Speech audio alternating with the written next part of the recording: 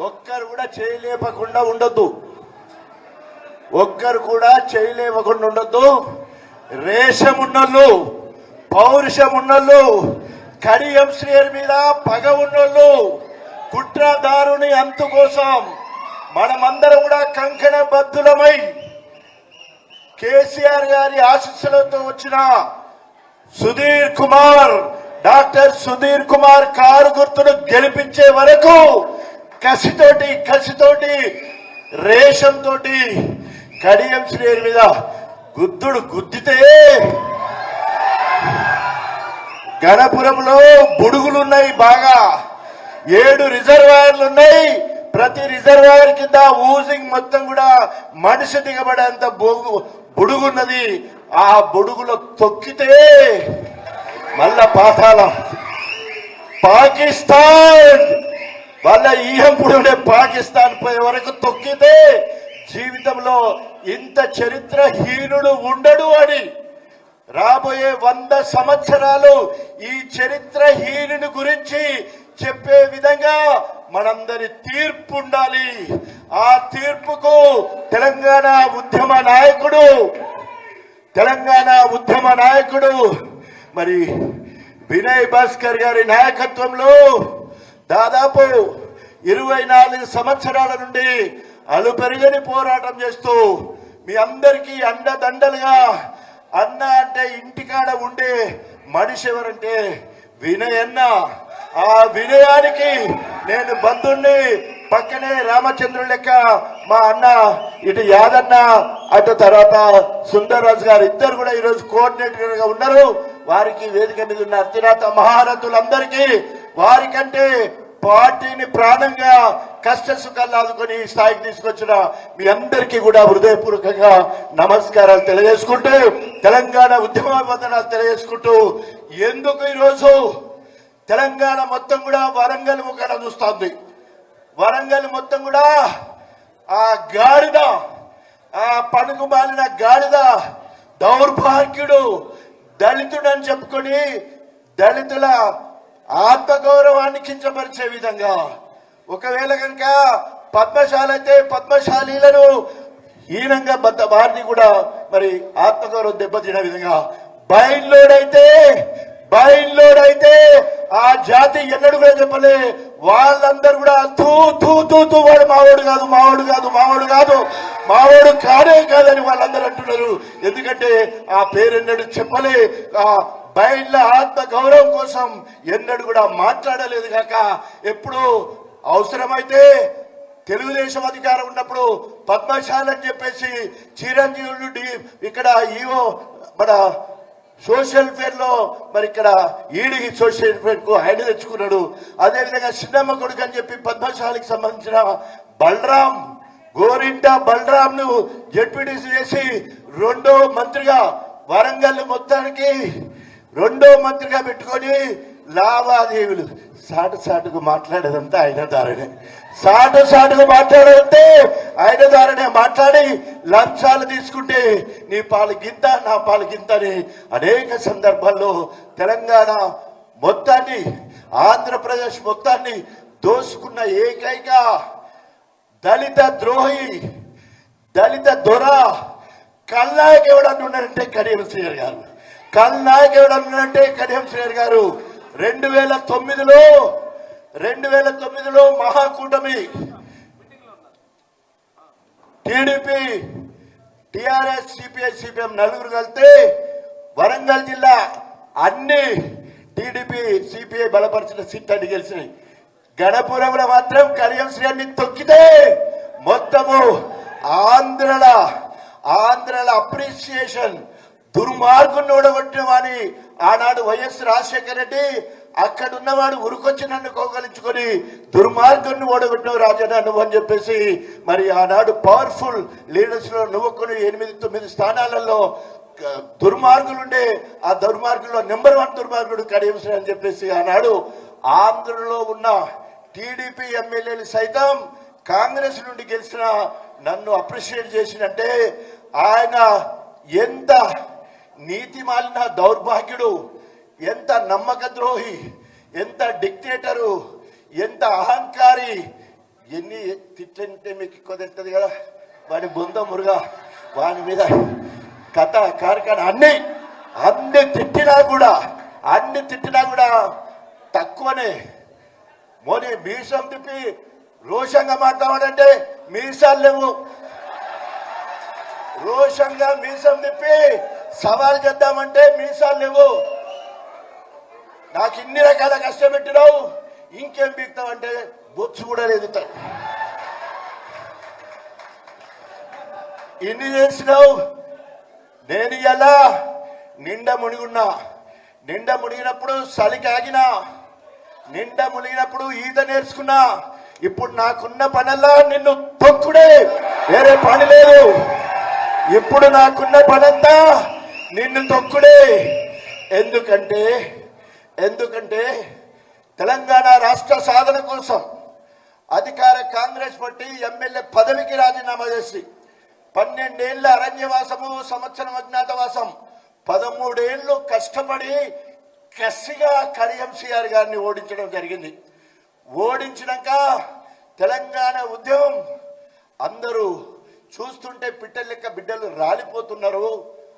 కాంగ్రెస్ పార్టీలో ఉండి మొదటిసారి జై తెలంగాణని ఎంజిఎంలో కేక పెడితే నా యూనివర్సిటీ బిడ్డలందరూ, ఇక్కడ వేదిక మీద ఉన్న మా యూనివర్సిటీ బిడ్డలందరూ కూడా నాకు చేదోడు వాదోడుగా ఉండి నన్ను యూనివర్సిటీ పట్టుకపోయి ఆనాడు కాంగ్రెస్ ఎమ్మెల్యేలందరికీ చెప్పుల దండలు పడితే నాకొక్కడికి మాత్రమే పూల దండలు వేసిన చరిత్ర తెలంగాణ ఉద్యమకారులది, కేయు జేసీ నాయకులందరిది.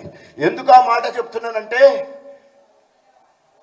తెలంగాణతో టిఆర్ఎస్ తో పేగుబంధం ఉండాలని కొట్లాడినోడిని, ఆరాట పడ్డోడిని. 5వ తరగతి 6వ తరగతి 1969-70లో 70 ఇక్కడ తెలంగాణ ఉద్యమ సమయంలో ఆనాడు తెలిసి తెలియని వయసులో రైల్వే పట్టాల బుల్లెట్లు తీసి ట్రైన్ పడిపోవాలి, విజయవాడ ట్రైన్ పడిపోవాలని చెప్పేసి ట్రాక్ మీద పోతా ఉంటే చిప్ప పోలీసులు వచ్చి పిర్రలన్నీ వాయగొట్టిన సంగతి నా జీవితంలో ఉన్నది. అది అస్తిత్వం, తెలంగాణ అస్తిత్వం కోసం అక్కడే బీజాలు పడ్డాయి. అటు తర్వాత అధికార కాంగ్రెస్ పార్టీలో ఉన్న వైఎస్ రాజశేఖర రెడ్డి గారికి ఎంతో దగ్గరున్న, కాంగ్రెస్ లో నెంబర్ 1గా ఉన్న పరిస్థితులలో నేను సైతం సదాలక్ష్మికి వారసుడిగా ఉండాలి. ఆనాడు మాదిగ మహిళ తెలంగాణ రాష్ట్ర సాధన కోసం అధికార కాంగ్రెస్ పార్టీ ఎమ్మెల్యే పదవికి రాజీనామా చేసి తెలంగాణ జెండా పట్టుకున్నది. తెలంగాణ రాలే, ఆ తల్లి పేరు మీద ఒక పేజీ నిండా రాసి ఉన్నది. ఆ రకంగా నేను డాక్టరు, నా పిల్లలు డాక్టర్లు, కోడళ్ళు డాక్టర్లు, నాకు ఈ రాజకీయాలు అవసరం లేదు, చరిత్ర పుటల్లో ఒక పేపర్లో ఒక పేజీలో నేనుంటే సరిపోద్దని చెప్పేసి ఆనాడు అధికార కాంగ్రెస్ పార్టీ ఎమ్మెల్యే పదవికి రాజీనామా చేసి మరి పేగు బంధాన్ని టిఆర్ఎస్ పార్టీ తెలంగాణ పేగు బంధాన్ని గట్టిపరచుకోవాలని నేను పోతా ఉంటే నా వెనుక గుంట నక్క లెక్క, నేను ఎడిపోతే అటే వచ్చే ఒక గుంట నక్క, జిత్తుల మారి నక్క, అవకాశవాది. నేను ఎటన్నా కాలేత కటం వెనుక కాలు పెట్టే వెనుకనే రెడీగా ఉంటాడు. అబ్బో పోతాడు ఏమో అవుతుంది, అబ్బో పోతాడు ఏమో అవుతుంది అని చెప్పేసి అప్పటి వరకు టిఆర్ఎస్ పార్టీ ఏమవుద్ది, తెలంగాణ వస్తుందా రాదా అనే సమయంలో నేను దెబ్బ మీద దెబ్బ కొట్టాలి, 12,000తో కొట్టినా మళ్ళా కొట్టాలని చెప్పేసి నేను రాజీనామా చేసి మళ్ళీ అతని మీద 33,000 మెజార్టీతో గెలిచిన తర్వాత నేను తెలంగాణ ఉద్యమంలో కేసీఆర్ చెయ్యి పట్టుకొని తెలంగాణ యావత్ మొత్తం తిరుగుతున్న క్రమంలో అబ్బోయమో అయిపోతుంది కేసీఆర్కి దగ్గర అయిపోయిండు. ఆనాడు తెలంగాణ మొత్తం కూడా ఎంఆర్పిఎస్ మాదిగ రిజర్వేషన్ పోరాట సమితి కృష్ణ మాదిగ నాయకత్వంలో తెలంగాణ కన్వీనర్గా, ఎంఆర్పిఎస్ కన్వీనర్గా తెలంగాణ మొత్తం తిరిగిన, తెలంగాణ ఉద్యమం కోసము తెలంగాణ మొత్తం తిరిగినా ఇక వారికి దోయలే. నేనేమో అనుకుంటా కానీ అమ్మో రాజాని తట్టుకొని నన్ను ఉన్నది, నేను నా వెనకెంబడిపోతా అని చెప్పేసి మా వినయన్న చెప్పినట్టు వాళ్ళని వీళ్ళని పట్టుకున్న నన్నులకు వచ్చి వచ్చుడే నాకు ఎమ్మెల్యే కావాలి. ఫస్ట్ మొదటికన్నా ఎమ్మెల్యే కావాలి, మంత్రి కావాలి, లేదా ఉప ముఖ్యమంత్రి కాలేస్తే ఆనాడు హరీష్ రావు అన్న దగ్గరుండి లేదు రాజన్న ఉద్యమకారుడు, రాజన్న ఏది అడిగితే గదే ఇయ్యాలని చెప్పి, రాజన్న ఎమ్మెల్యే అడిగితే ఎమ్మెల్యే, ఎంపీ అడిగితే ఎంపీ ఇవ్వాలని చెప్పేసి కేసీఆర్ ఆప్షన్ నాకు వదిలిపెడితే I'm for MLA for Station Ghanpur, I'm SC Madiga, I had to fight there only అని చెప్పేసి గట్టిగా చెప్పినప్పుడు ఎంత గొప్పగా కేసీఆర్ రిసీవ్ చేసుకొని ఎమ్మెల్యే టికెట్ ఇస్తే మూడోసారి 58,000 మెజార్టీతో గెలిచి కేసీఆర్ గారి ఆశీస్సులతో దండం పెడదామని కేసీఆర్ దగ్గర పెడితే అందరం పోయినాం. ఎమ్మెల్యేలందరూ మీరు బయటకు పోండి, రాజయ్య మాత్రం లోపల ఉండాలి. ఎందుకు రాజయ్య లోపల ఉండాలి? రాజయ్య సమ్యుడు ఏం చెప్పినా వింటాడు.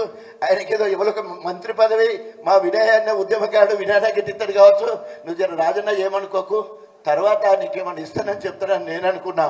అట్లా కాదు వాళ్ళందరినీ బయటికి పోగా నీకు వైద్య ఆరోగ్య శాఖతో పాటు ఉప ముఖ్యమంత్రి పదవి ఇస్తున్నా. ఎవరు